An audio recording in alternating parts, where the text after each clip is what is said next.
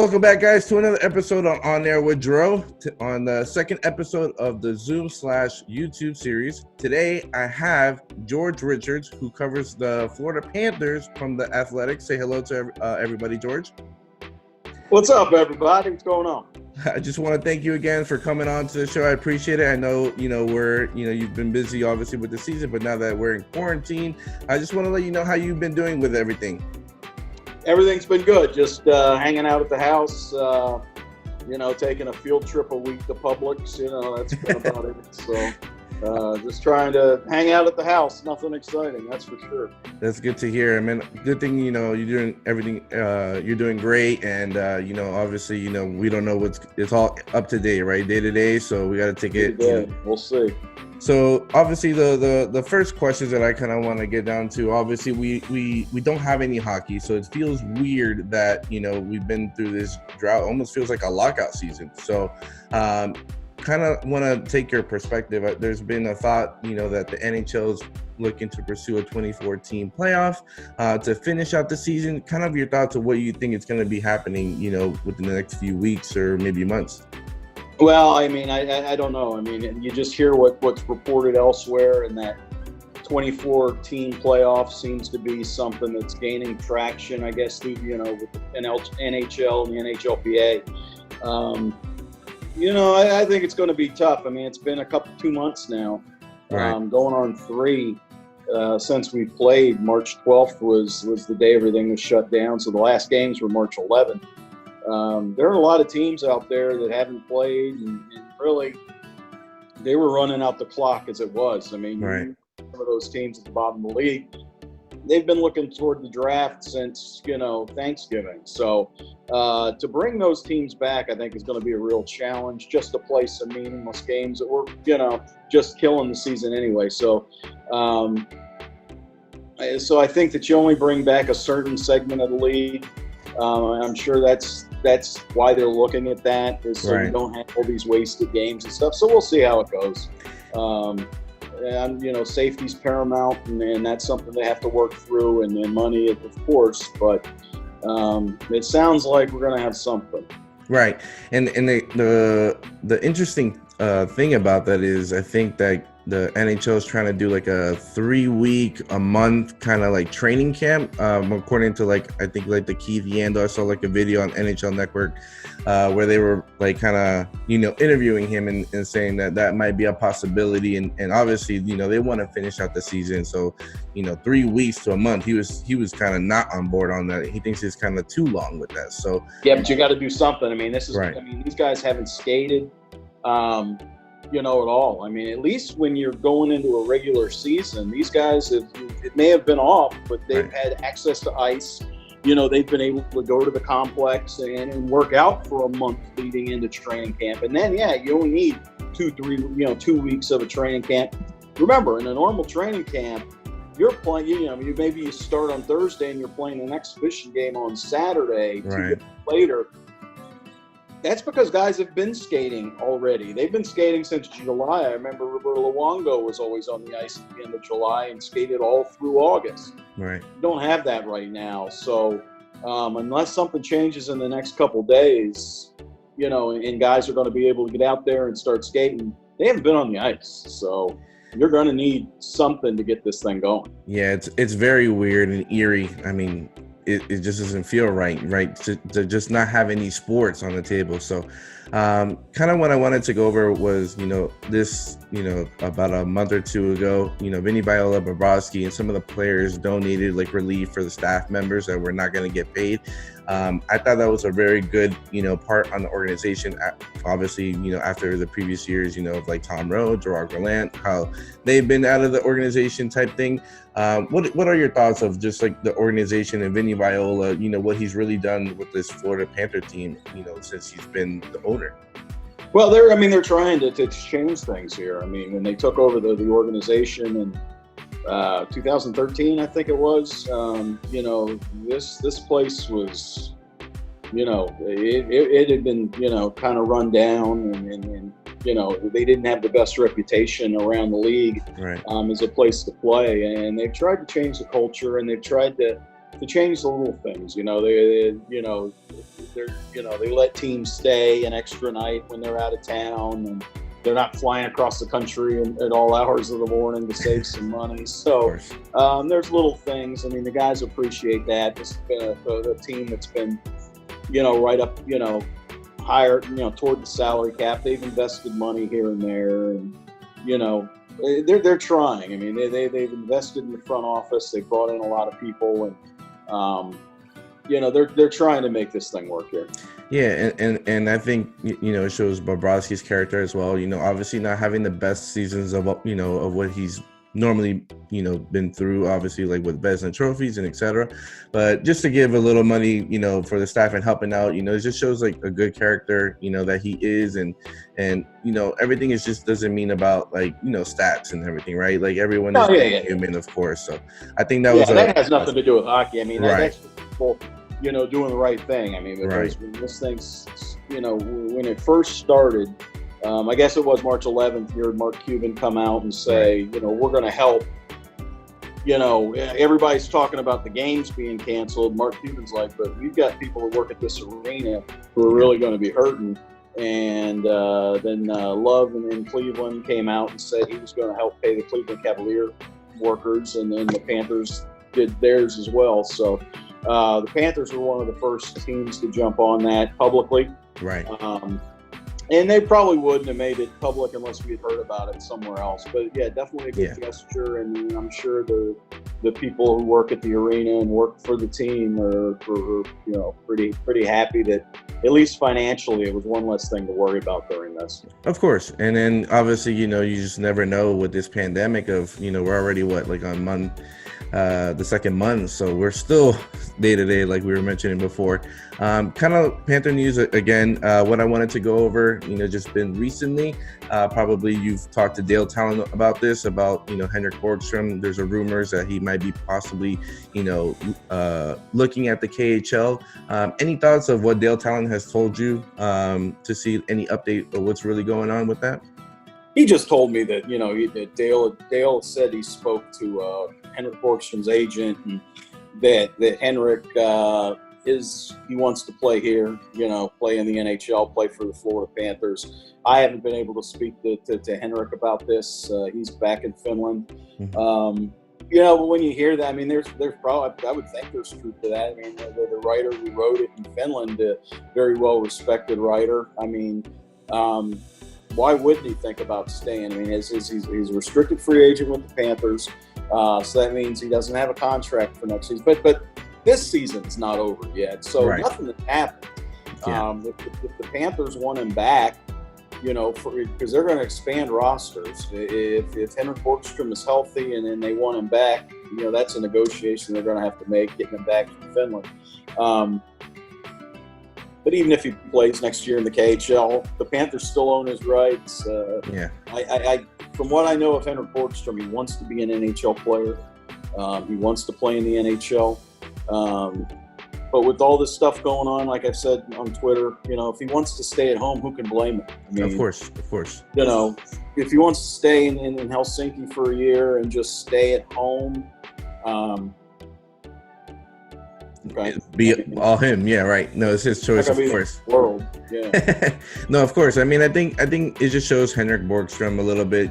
I think the agent is kind of seeing other options. Of course, I mean, I think Henrik Borgstrom had his opportunity in the first few months of the season, and obviously he didn't get the stats that we wanted, of course, but he, I think with Bob Bubner and then now Joel Quenneville, he's kind of had to adjust to a different style of play. I think in Bubner's, he was more of like a body checker, which was not his forte. But now with Joel Quenneville, he's kind of had more of the charisma of like his nice and finesse plays where he can make those passes because he's a really good passer. But I think when he got down to the AHL, he was playing between bottom six, top six, obviously because of injuries. So, Henrik Borgstrom has kind of been up and down. It's not really his fault. Obviously he had a good career at the University of Denver, but, we're all Panther fans are just hoping that, over the years, development hasn't been really good, in the AHL for us. I mean, I think you mentioned it on your Twitter before, where Vincent Trocheck was like the last one that, Panther fans were really happy about. So do you feel like there's a trend where, obviously the development is kind of shaky with the Panthers, or is just, what do you feel like? I don't know about that. I mean, I think you look at Henrik Borgstrom, and I think, maybe the game came too easy to him. I mean, He was obviously a standout at the University of Denver on the college level, played 2 seasons at Denver, and then came to the Panthers. And last season, was his first pro season. I mean, he's only been a pro 2 years. He's 20-something years old. And people already want to call him a bust, or they want to say that the Florida Panthers have ruined his career. He's a kid, just now getting started. Of course. Maybe they rushed. I mean, they gave him the opportunity to be the third center of this team, and at the end of the day, Coach Joel Quenneville, was like, we need something else here, and they brought in Brian Boyle. They wanted a veteran guy to do that, and they said, you know what, maybe we rushed Henrik Borgstrom. Let's send him to the minors and let him get a taste. And he didn't like that. I mean, Henrik Borgstrom thought his minor league days were done. Again, he's a young kid. I mean, he's got plenty of time to get better and get stronger, and learn the game. So, ask me this in a year or two, but right now, Henrik Borgstrom's book has not been closed, and of course hasn't been written. Yeah, of course, super young, like you mentioned, 20 years old. That's most of the NHL players that come out like at 16, 17. I know a lot of Panther fans on Twitter, obviously, they've over the years, there's been so many players like Quinn Howden, Drew Shore. I mean, the list can go on where, they just haven't developed. Yeah, and where are those players now? Yeah, you don't even know where they are. Exactly. So good point there, George. These are not top 10 draft picks. Right. These are guys that you're getting, other teams have had success in developing players. Right. And other teams have not. I mean, it's just one of sample. those things. But look at Florida's defense. I mean, it looks like, just off the top of my head, was it Keith Yandel and Stroman? Everybody else is homegrown on the Panthers, and only Aaron Ekblad was a top pick. I mean, he's the number 1 overall pick, but Josh Brown came through the system. Mackenzie Weegar came through the system. Riley Stillman has come through the system. And goaltending too. They've been able to get some good guys through that. I mean, not starters or anything. So I'm just saying. I know everybody's upset about Borgstrom, but again, it's not the end of the world. If he does stay in, it doesn't mean that he's lost. It doesn't mean that he's a bust. Right. There's still a lot potential to grow. A lot of career left in Henrik. Oh, I agree, hands down. I mean, he's got the size and everything. He's got the tools. Let's not get a little carried away, Panther fans, of course. So the next question that I want to ask you is, obviously, like you were mentioning before, there's going to be some offseason moves, and some of the offseason moves we're thinking of is Mike Hoffman is a unrestricted free agent. You have also Dadonov being unrestricted free agent. Obviously, you can't keep them both. I'm thinking they're probably going to get, at least one of them. But if they have the possibility of keeping both, who would they keep more of? You think Hoffman? Obviously, he's had the goal scoring this year. I mean, he's light a torch since he's been acquired, from San Jose and Ottawa. But do you think Dadonov would be, making a push to at least, keep him? I know he's 29 or I think 30 years old now. So similar to Hoffman, what do you think about those two players? I think it's going to be. I think when the season started, and even at the trade deadline, I think the thought always was of those two free agents, it would probably be Dadonov, just because he has a history here, and Hoffman, you thought maybe was going to be out of their price range, and now I don't know. I really, because of this pandemic, I really don't know. We don't know what the free agency market is going to be. Mike Hoffman was supposed to be getting a big contract July 1.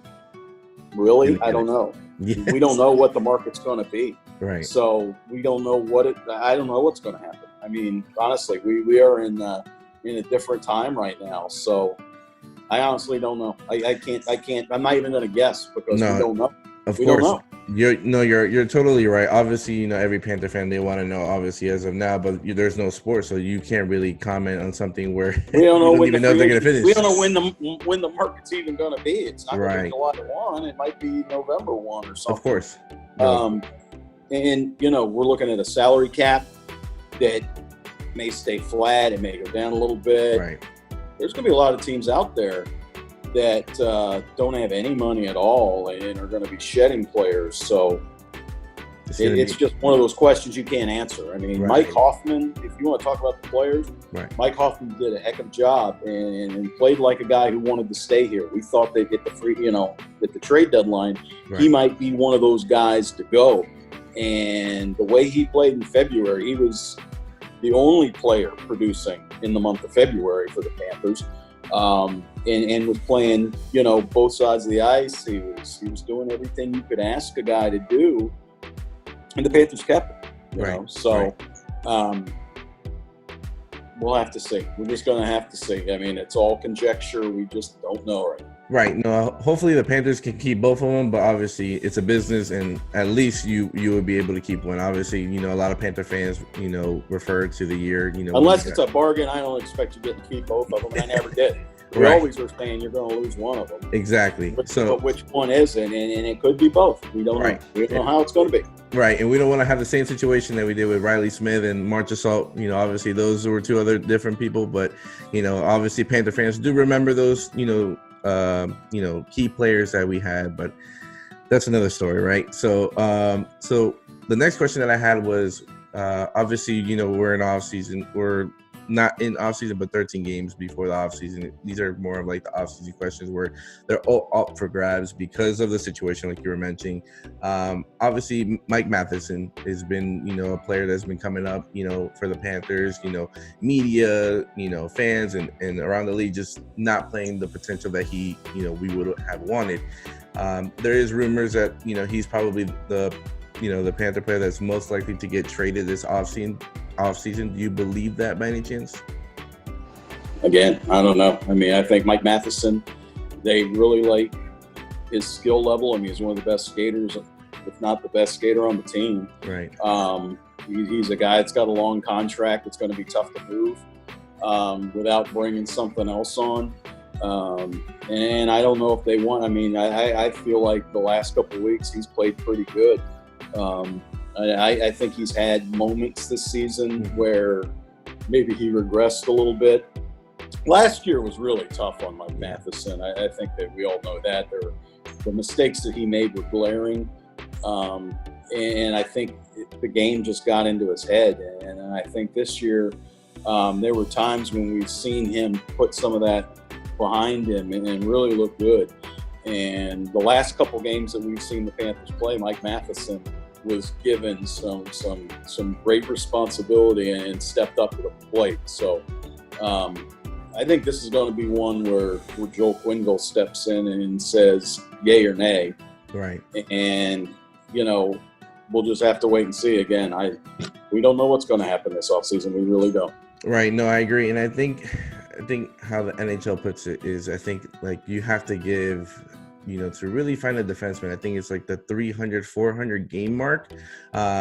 So, obviously Matheson, he's been in, for a few years, and you see the potential where, like you mentioned, he has great skating ability where he can just drive to the net, make plays. We've seen him on 3-on-3 overtimes, against Pittsburgh, getting that game-winning goal.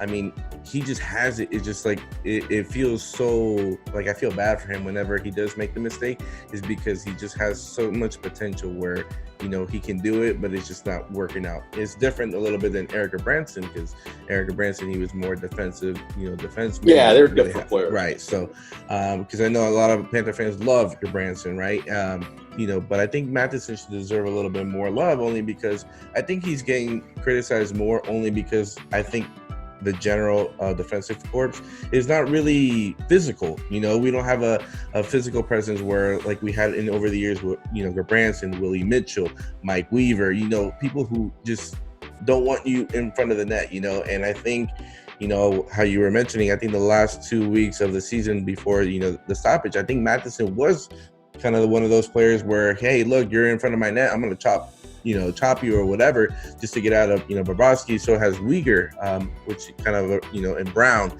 So I think the reason, most of the time the defensive corps is kind of getting criticized is because they're not physical enough. What do you think about that? You think? Well, I mean, they changed their style. I mean, Right. they went, in 2016, they went more offensive. I mean, you've got defensive, offensive. It's just the style of play. Right. I mean, Ekblad is more offensive. Yandel is more offensive. Matheson is more offensive. Yeah, there's like four, even Uyghur in reality. I mean, so yeah, and even Uyghur has a real nice offensive touch. So it's up they're working through it. They're Right. working through it. Right. So down to the couple last questions. Obviously, we're not finished with the 2019 season, but for the situation that they're in, do you consider the 2019 season for the Panthers to be a disappointment? It's an incomplete, right? Yeah. I mean, if you just look at February, Right. It was definitely a disappointment because I think you look at a team when they had as many home games as the Panthers did in February and didn't win a single one of them. Good teams don't do that, and it was just one of those odd situations where you just couldn't figure it out. They just looked lost for much of that month, and yet here we are. I mean, after they win in St. Louis, they were 1 point out of the playoffs, 1 point out of the wild card, 1 point back of Toronto. And then the next night, Toronto beat Tampa Bay, so now it's 3 points with 13 games left. That's a lot of hockey. There wasn't 3 games left, and you're 6 points out. There's a lot of they were right in it. So to judge this season as anything but, if it stopped right now, if the season was over, then I think you still have to say incomplete because they weren't able to finish at 13. No, I agree. I think they weren't 10 points out with 13 games to go, and then you can go, they probably would not have made it. Right. It's just like for points out with games against everybody you're playing, and you just never know, because obviously from previous years. And then once you get there, we all know you got to do what you got to do.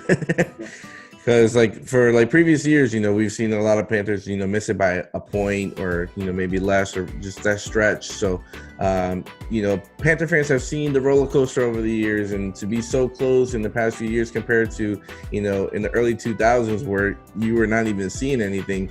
It's just a little frustrating and to know that you do have the players this time where, the young core, and you're hoping to build off and continue it, but it's just like when you're so close and not get over the hump, what do you do? So, and but the hump, there was no hump to get over, right? So that's where most of the people are like, Dale Tallon, what are you doing? But I think Dale Tallon, gets criticized a lot. I think it was a similar situation like Pat Riley, where he's had a couple of years where they didn't make the playoffs. Obviously, when you build a Stanley Cup, team like what he did with the Blackhawks, and then you got Pat Riley who does it with the Heat, you're obligated to, from fans to look in one way. You're like championship or nothing, right? So I think most of the fans, they've seen the resume of Dale Tallon. They know what he's capable of doing. Why hasn't he done it now? Obviously, it's a business. It's a different, whole side of team. I think when he came in, the Florida Panthers, I mean, the young core, nothing was really down here compared to what it was in Chicago. So I think I believe in Dale Tallon no matter what people say. It's just one of those things where it's you just got to continue it. You just got to see progression. If you see regression, it's a different story. So kind of see where it goes. Yeah, of course. Kind of the last question that I wanted to mention is kind of more of a fan popular question, which you probably have seen over Twitter, is third jersey possibilities. Obviously, there's been a lot of people who, would love to see a third jersey. I think I would be a big fan, kind of, see, I remember the blueprint jerseys, those are our fan favorite. Do you believe, any kind of third jersey would be a possibility for the Panthers?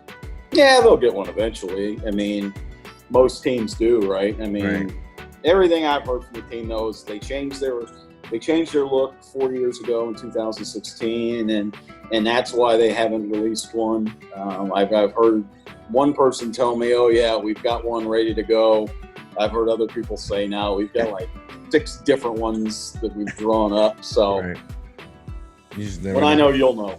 Yeah, exactly.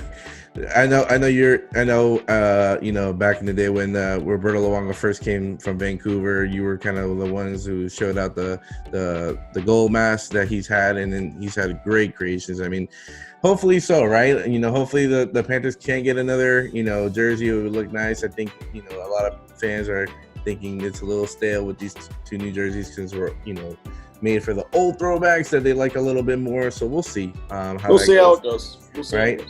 So I want to thank you again, George, for coming on. You know, appreciate your, you know, all the information that you've provided. Obviously, you know, stay safe, you know, with this, you know, coronavirus going out there, and hopefully we'll see some hockey soon. Let's hope. Good talking to you. Stay safe. Stay home. We'll see you later. We'll do, George. Take care.